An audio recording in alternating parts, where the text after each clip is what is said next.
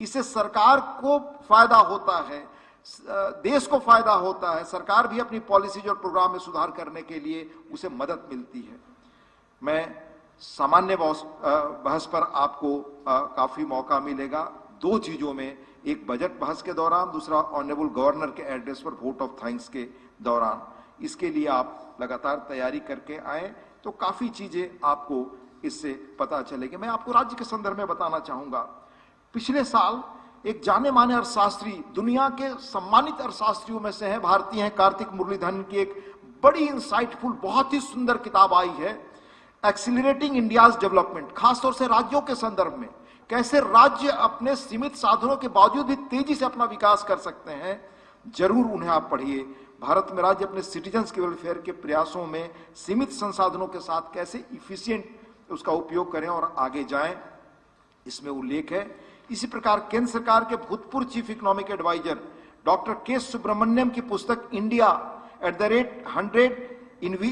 100 envisioning economic power house में भी विकसित भारत कैसे बने, उसमें राज्यों की क्या भूमिका है, उल्लेख है। और जैसा मैंने कहा था कि मैं भारत सरकार के पूर्व आर्थिक सलाहकार डॉक्टर के सुब्रमण्यम का लेख इकोनॉमिक टाइम्स में 8/2/25 को छपा है, write opeds on state budgets to.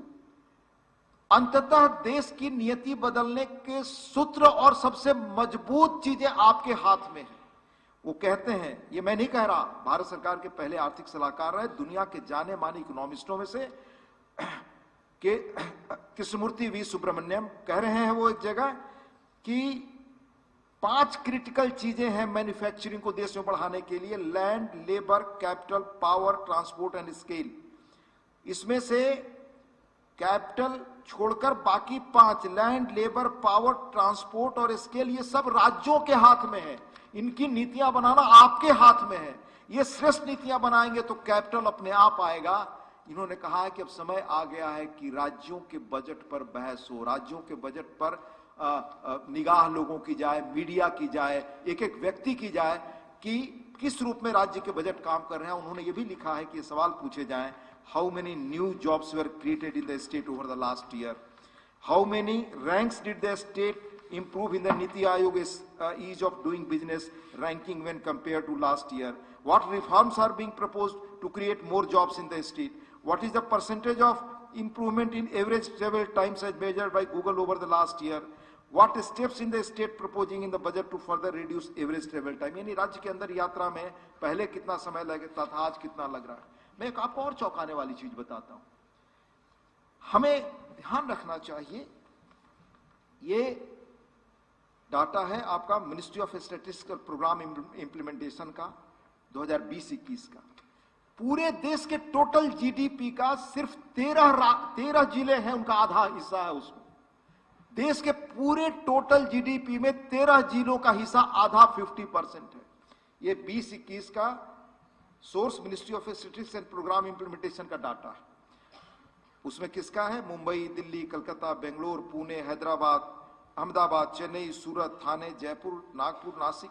क्या हम ये संकल्प अपने अपने राज्य में नहीं कर सकते कि हम 4 जिला ऐसा खड़ा करेंगे 2 वर्षों में, 3 वर्षों में, जो जहां पर हमारी जीडीपी और बढ़े, जहां अवसर और बढ़े, जहां रोजगार और बढ़े। ये सब राज्यों के हाथ में। ये बार बार देश की इकोनॉमी से लेकर सब कर रहे हैं। आदरणीय प्रधानमंत्री जी ने भी 15 अगस्त को इस बार कहा था, और ये काम करने के लिए आपको बहुत सारी चीजें करनी पड़ेंगी। 2014 के बाद देश में जिस तेजी से बदलाव हो रहा है, कई चीजों में अगर वो 25-50 साल पहले शुरू हो गया होता तो आज ये मुल्क कहीं और होता। ये एक्सपर्ट्स कह रहे हैं। मैं आपको बताना चाहूंगा कि भारत में इधर हाल में जो इंफ्रास्ट्रक्चर रिवॉल्यूशन हुआ है, उसकी कल्पना आप कर सकते हैं कि दुनिया के वो प्रतिष्ठित मैगजीन पश्चिम के जो सिर्फ भारत को क्रिटिकल नजरों से देखते हैं, वो कह रहे हैं भारत में जो इंफ्रास्ट्रक्चर रिवॉल्यूशन हुआ वो कहीं और नहीं हुआ। लॉन्ग टर्म इंफ्रास्ट्रक्चर प्रोजेक्ट के साथ साथ सोशल इंफ्रास्ट्रक्चर के निर्माण पर भी 14 के बाद तेजी से काम हो रहा है। जैसे आयुष्मान भारत योजना के तहत गरीबी रेखा के नीचे के लोगों को, सीनियर सिटीजन्स के लिए एक्सपेंडेड इंश्योरेंस कवरेज, अब वो सबके लिए उपलब्ध है। बेहतर हेल्थ सर्विसेज प्रदान करने के लिए प्राइमरी हेल्थ केयर सेंटर, और डिजिटल रूप में हेल्थ सर्विसेज तक पहुंचने के लिए आयुष्मान भारत डिजिटल मिशन, जीवन मिशन के तहत टैप वाटर कनेक्टिविटी। ये सभी वो काम है जिन्हें आप प्रायोरिटी स्कीम कह सकते हैं। ये एक अच्छे विधायक को भी इन योजनाओं के बारे में जागरूक होना चाहिए और वो अपने यहां एलोकेटेड बजट का क्या हिस्सा अपनी कॉन्स्टिट्यूंसी लेवल पर कैसे ले जाएं, ये काम जब तक वो सजग नहीं होंगे केंद्रीय योजनाओं के बारे में, तब तक वहां वो पहुंच नहीं सकता। ये आपको एक चीज और मैं आप अर्ज करूं, कभी आपने सोचा है, इस बार की इकोनॉमिक सर्वे में वर्णन है और इसमें सिफारिश की गई है कि सरकारें getting out of the way की एडमिनिस्ट्रेटिव फिलॉसफी अपनाएं, यानी राज्य भी उद्यम और नागरिकों को कंप्लायंस बर्डन से राहत दें, पुराने बने कानूनों को एक बार फिर से जांचें, उनकी जरूरत को परखें या उन्हें निरस्त करें या फिर व्यवसाय व्यापार को सरल बनाने के लिए उनमें सुधार करें। औसतन हर साल विधानसभाएं 550 से अधिक कानून बनाती हैं। 2014 के बाद देश में लगभग 2000 कानूनों को संसद ने निरस्त किया। ये बड़ा काम हुआ है। ये वो कानून है जिनकी कोई प्रासंगिकता नहीं रह गई थी। हमें राज्यों के बारे में भी ये सोचना चाहिए कि अपने यहां हमने कितने पुराने कानूनों को निरस्त किया, क्यों हम सिर्फ नया कानून बनाते जा रहे हैं। पुराने कानून बंधन के रूप में किस रूप में आज उपयोगी हैं, नहीं है, उनको आप नहीं हटाएंगे तो ये दायित्व किसका है? ये दायित्व भी हमारा है। इसलिए कानूनों का समय समय पर रिव्यू करना ये हमारा दायित्व है। और सुप्रीम कोर्ट ने अभी जनवरी 25 में टिप्पणी इस पर की है। मैं उस टिप्पणी सुना देना चाहता हूं आपको। While hearing a matter on an election petition, Justice Suryakant, presiding over two-judge bench in the Supreme Court, said, "For every law there should be a legislative review." I quote, "For every law there should be a legislative review. Reviews should not only be confined to judicial reviews. There should be legislative reviews of laws from time to time. You may have it every 20 years, 25 years और 50 years." ये supreme court की टिप्पणी है। मैं तो आपसे कहूंगा, अर्ज करूंगा कि दुनिया जिस तेजी से बदल रही है, अब टेक्नोलॉजिकल चेंज हो रहा है, उसमें ये हर 3-4 वर्षों में हमें बैठ करके इसकी समीक्षा करनी चाहिए। ओवरलैपिंग कानून, पुराने कानून अक्सर लोकल बिजनेस और लोगों के लिए चुनौती पैदा करते हैं। विधायक के रूप में आपके पास ऐसे मुद्दों को सरकार के ध्यान में लाने के लिए मंच और अवसर दोनों है। मसलन आपको बताऊं, जब मैं संसद में आया तो सड़क दुर्घटनाओं पर सारे पक्ष विपक्ष के लोग रोज हम सवाल उठाते थे। जब मैं गहराई में गया तो पता चला कि ये कानून में बदलाव हुए काफी वर्ष हो गए हैं, यानी देश में उदारीकरण हो गया। आपके लगभग 90 के बाद बड़ी मात्रा में गाड़ियां सड़कों पर आ गई, सड़कें पुराने कानून रह गए आपके, एक्सीडेंट्स बहुत बढ़ा। 2015 में सरकार उसके बदलाव के लिए कानून लाई। कानून बहुत बाद में पास हो पाया, वो एक अलग प्रसंग है। 15 में सरकार ने पेश किया था, 19 में पारित हुआ। लेकिन आज हालत क्या है? आज कहा जाता है दुनिया में सबसे अधिक एक्सीडेंट्स यूथ का लेकर बाकी चीजें हमारे यहां हो रही हैं। अगर हम ये एक्सीडेंट्स से रोक दें तो एक अनुमान है कि 2038 तक हमारी जीडीपी में लगभग 14% ऐसा माना जाता है, आकलन है कि 38 तक अगर रोड एक्सीडेंट्स को हम आधा करने में सफल रहे तो भारत की जीडीपी में संभावित रूप से 14% बढ़ोतरी हो सकती है। अंततः ये हमारे लोगों को सड़क दुर्घटना न हो, और खासतौर से यूथ्स बहुत उसके शिकार हो रहे हैं। ये दायित्व तो लॉ एंड ऑर्डर हमारे हाथ में हमें भी करना है, केंद्र के साथ साथ। तो हम अपनी भूमिका को प्राइमरी रूप से यही सारे अर्थशास्त्री आज कर रहे हैं और देश को टॉप इकोनॉमिस्ट कर रहे हैं, जिनका मैं उल्लेख कर रहा हूं। ये कोई मैं नहीं कर रहा हूं। इसलिए राज्य स्तर पर भी कई कानून हैं जिनको समय के अनुरूप बनाना जरूरी है। उदाहरण के लिए दशकों तक भारत का ground water legislation, Indian easement act 1882 जैसे कॉलोनियल एरा के फ्रेमवर्क द्वारा संचालित था। अनेक कानून अंग्रेजों के राज के दौरान बने, वो आज तक चल रहे थे। 14 के बाद बहुत सारी चीजें बदली, इंक्लूडिंग भारतीय दंड संहिता। उसी तरह से ये ground water legislation Indian easement act 1882 का था, कॉलोनियल एरा के फ्रेमवर्क द्वारा चल रहा था। नेशनल वाटर पॉलिसी ने पहली बार 70 में स्टेट्स को अडॉप्ट करने के लिए एक मॉडल बिल की रिकमेंडेशन किया। इस मॉडल बिल को 2005, 11, 16 में प्रकाशित बिल के साथ कई बार अपडेट किया गया। इस मॉडल बिल में ग्राउंड वाटर मैनेजमेंट के लिए एक स्टेट अथॉरिटी बनाने की बात की गई थी, लेकिन कई राज्यों ने समय पर कानून पारित नहीं किया। हाल के वर्षों में कुछ राज्यों में ग्राउंड वाटर डिप्रेशन के मुद्दे को गंभीरता से लिया गया है और कई कदम उठाए गए हैं। भारत दुनिया के उन 17 देशों में शामिल है जो पानी की कमी से हम जूझ रहे हैं। 2023 में जन विश्वास विधेयक संसद ने पारित किया। इसमें कई पुराने कानूनों को डीक्रिमिनलाइज कर दिया जो बिजनेस के लिए बड़ी चुनौती थी। इसके द्वारा व्यक्तियों और व्यवसायों पर कंप्लायंस रिक्वायरमेंट को आसान बनाने और कुछ प्रावधानों को डीक्रिमिनलाइज करने के लिए 42 एक्ट्स में अमेंडमेंट किए गए। इस अमेंडमेंट के माध्यम से लगभग 182 क्रिमिनल ऑफेंसेस को हटाया गया। मोटर व्हीकल के मामले की तरह इस विधेयक में प्रावधान है कि लिस्टेड स्पेसिफाइड एक्ट्स के लिए फाइन्स या पेनाल्टीज को हर 3 साल में 10% तक रिवाइज किया जाएगा। इस तरह से इस बजट में जन विश्वास बिल 2 लाने की घोषणा हुई है। इसमें भी पुराने विभिन्न कानूनों के तहत 100 अन्य प्रावधानों को डीक्रिमिनलाइज किया जाएगा। इस तरह राज्यों में प्रगतिशील कानून बनाने के लिए हमें तेजी से काम करना चाहिए। बहुत सारी चीजें हैं, पर मैं वो गए बगैर 2 बातें और आपसे अर्ज करना चाहूंगा। आने वाले मुद्दों पर सोचना भी हमारा ही फर्ज है। क्लाइमेट चेंज का बड़ा मुद्दा आ रहा है, टेक्नोलॉजिकल चेंज का बहुत तेजी से इश्यू आपके सामने आ रहा है। टेक्नोलॉजी चीजों को, हमारे जीवन को बदल रही है। उसके अनुसार हम कैसे काम करें, यह हमें सोचना पड़ेगा। भारत सरकार ने इसमें बहुत पहल की। डिजिटल कनेक्टिविटी के कारण युवा कारीगर, बुनकर विभिन्न बाजारों से जुड़ने में कामयाब हुए हैं।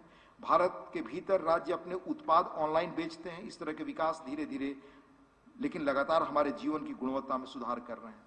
गवर्नेंस में टेक्नोलॉजी के प्रभाव में हम सोचते हैं तो कुछ चीजें दिमाग में आती हैं। आप याद करें, सबसे पहले एक समय था जब कहा जाता था कि लाभार्थियों तक जो पैसा हम केंद्र से भेजते हैं उसका सिर्फ 15 पैसा पहुंचता है, 85 पैसे बीच से चले जाते हैं। आज वो स्थिति नहीं रही। आधार इनेबल्ड सर्विसेज के विस्तार से इसमें व्यापक सुधार हुआ। केंद्र सरकार ने इंपॉर्टेंट डॉक्यूमेंट्स और सर्विसेज तक ऑनलाइन एक्सेस देने के लिए एक मोबाइल ऐप उमंग भी लॉन्च किया है।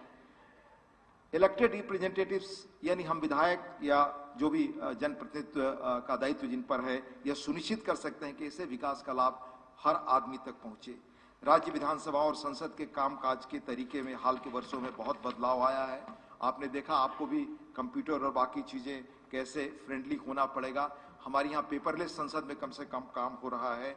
ये हम देखें, हमें समय के साथ चलना होगा। अंत में एक अवसर और जिसमें आपको अपनी जगह तलाशनी चाहिए कहकर मैं अपनी बात खत्म करूंगा। हमारे यहाँ कम लोगों ने ध्यान दिया है कि दुनिया की आर्थिक तकदीर कैसे बदल रही है और भारत में भी कैसे बदल रही है। इकोनॉमिस्ट दुनिया के उन मशहूर पत्रिकाओं में मानी जाती है जो दुनिया में विचार बनाने का काम करते हैं, ऐसा कहा जाता है। हालांकि ये वो सारी पत्रिकाएं हैं पश्चिम की जो भारत के खिलाफ एक अपने कारणों से सोचती हैं और काम करती हैं। पर उस पत्रिका ने भी 7 नवंबर 24 में भारत में लिखा कि किस तरह से स्टार्टअप का रिवॉल्यूशन आ रहा है। हमें अपने राज्य में उसमें आपकी हिस्सेदारी क्या हो, या आप की सरकार, आपके विधायकों को अपनी जगह तय करनी पड़ेगी, इसकी नीति बनानी पड़ेगी। ये कहते हैं 5 साल में यूनिकॉर्न स्टार्टअप्स 2 गुने होंगे। 5 करोड़ नई नौकरियां इससे आने वाली हैं। अंततः इस नई टेक्नोलॉजी में जो अवसर आने वाले हैं उनके लिए अगर आप तैयार नहीं होंगे तो आप हरियाणा कैसे और आगे बढ़े, इसके लिए मुकम्मल ढंग से योजना शायद आपकी न बन पाए। 2025 में ये आप देखेंगे, बिजनेस स्टैंडर्ड और इकोनॉमिस्ट इस खबर को एक और अखबार ने छापा था पूरा 25 नवंबर को, उसको जरूर पढ़िए भास्कर ने। 2025 में देश का स्टार्टअप इकोसिस्टम एक अहम मोड़ पर है। बीते वर्ष रिकॉर्ड आईपीओ और फंडिंग इसने देखी। 993 सौदों से करीब 1 लाख करोड़ रुपए इन लोगों ने जुटाए। इनोवेन द्वारा जारी इंडिया स्टार्टअप आउटलुक रिपोर्ट के अनुसार 24 में भारतीय स्टार्टअप इकोसिस्टम ने बाजार से $12 बिलियन जुटाए। 2025 में और अधिक संख्या में भारतीय स्टार्टअप आईपीओ लेकर आने वाले हैं। हुरन रिसर्च की रिपोर्ट के मुताबिक आगामी वर्षों में भविष्य के 152 यूनिकॉर्न 31 शहरों में होंगे। 5 साल में इनकी संख्या 2 गुनी होगी। मार्केट रिसर्च एजेंसी मैकेंजी की रिपोर्ट, जो बहुत प्रतिष्ठित दुनिया की एजेंसी है, 2030 तक भारतीय स्टार्टअप 5 करोड़ से ज्यादा रोजगार जोड़ सकते हैं। इनमें इकोनॉमी में करीब 87 लाख करोड़ रुपए जोड़ने की क्षमता है। तब भारतीय इकोनॉमी $7 ट्रिलियन की होगी। 5 करोड़ नई नौकरियों में से 40-50 लाख सीधे स्टार्टअप से जुड़ी होंगी, 90 लाख से 1 करोड़ गिग वर्कर्स की होंगी। बाकी 3.5 करोड़ से 4 करोड़ नौकरियां प्रत्यक्ष रूप से जनरेट होंगी। यानी बीते दशक में कुल पैदा हुई नौकरियों में 20% स्टार्टअप से निकली हैं। आज भारत में हर घंटे एक स्टार्टअप लॉन्च हो रहा है। 118 यूनिकॉर्न की कुल वैल्यू 33 लाख करोड़ रुपए पहुंच जाएगी। 2015 में ये स्टार्टअप्स कुल 450 थे। ये दिल्ली, बेंगलोर जैसे महानगरों में सीमित थे। अब देश के 806 जिलों में से 779 में 1.5 से मिला के स्टार्टअप हैं। 50% से ज्यादा टीयर 2 और 4 शहरों में। टीयर 2 आप जानते हैं, जो टीयर 2 और 4 के शहर हैं, यानी मुख्य शहरों को छोड़कर जो उनसे कम जिनकी आर्थिक क्षमता है वो वाले शहर हैं, वहां भी अब ये स्टार्टअप शुरू हो रहे हैं। ये स्टार्टअप का अवसर है जहां हर 10 वर्षों के दौरान, गुजरे 10 वर्षों में हर घंटे के स्टार्टअप लॉन्च हुआ आपका। आज महिलाओं के नेतृत्व वाले 20 स्टार्टअप जल्दी ही यूनिकॉर्न होने वाले। यूनिकॉर्न यानी उसमें 5,000 करोड़ रुपए से अधिक की पूंजी आएगी। और ये स्टार्टअप अपने कर्मचारियों को करोड़पति बना रहे हैं। बहुत फिगर से मैं वो नहीं देना चाहता आपको, ये सब भारत में हो रहा है। इसमें हमारा राज्य कहां हो, हम कैसे आगे बढ़ें, ये जरूर हमें देखना चाहिए। यह स्टार्टअप कल्चर देश को आने वाले समय में बदलेगा। और आप जानते हैं, ये सारे स्टार्टअप में हमारे देश के IIT से निकले लड़के, हमारे देश के बच्चे, ये सब हमारे देश के लोगों के द्वारा हो रहा है, नौजवानों के द्वारा हो रहा है। और हरियाणा तो एक कृषि प्रधान राज्य है। कृषि केंद्र सरकार के प्राथमिकता क्षेत्र में है। इनोवेशन और एग्रीकल्चर एंटरप्रेन्योरशिप को केंद्र बढ़ावा दे रहा है। कृषि के क्षेत्र में स्टार्टअप्स की अपार संभावनाएं हुई। 2019-20 में महज 108 कृषि स्टार्टअप थे। 4 सालों में यह संख्या बढ़कर लगभग 500 हो गई है। इसमें हरियाणा कहां है, कैसे और आगे बढ़े, ये हमें देखना पड़ेगा। और इसकी तैयारी, इसके बहस का मंच, इसके लिए अनुरूप कानून बनाने की जगह सबसे उपयोगी, सबसे सार्थक तो हमारी विधानसभा ही है, क्योंकि विधानसभा ही राज्य की प्रगति की नीति लिख सकती है। आपने मुझे यहां आमंत्रित किया, अपना विचार रखने का अवसर दिया, बहुत बहुत आपका धन्यवाद, आभारी। और मैं खासतौर से आपके विधानसभा अध्यक्ष जी का और आप सबका आभार व्यक्त करना चाहूंगा कि यहाँ आकर मुझे उन्होंने अपनी बात रखने का मौका दिया। बहुत बहुत धन्यवाद। बहुत बहुत धन्यवाद मान्यवर, आपका हम सभी को मार्गदर्शन प्राप्त हुआ। लोकतंत्र की पहचान है संवाद, सहमति और समर्पण। जहां प्रश्न होते हैं वहीं उत्तर भी मिलते हैं। ज्ञान से बढ़कर कोई शक्ति नहीं और संवाद से बढ़कर कोई समाधान नहीं। अब मेरा सादर अनुरोध माननीय हरियाणा विधानसभा अध्यक्ष श्री हरविंद्र कल्याण जी से कि मान्यवर आप इस सफल आयोजन के बाद धन्यवाद ज्ञापन प्रस्तुत करें।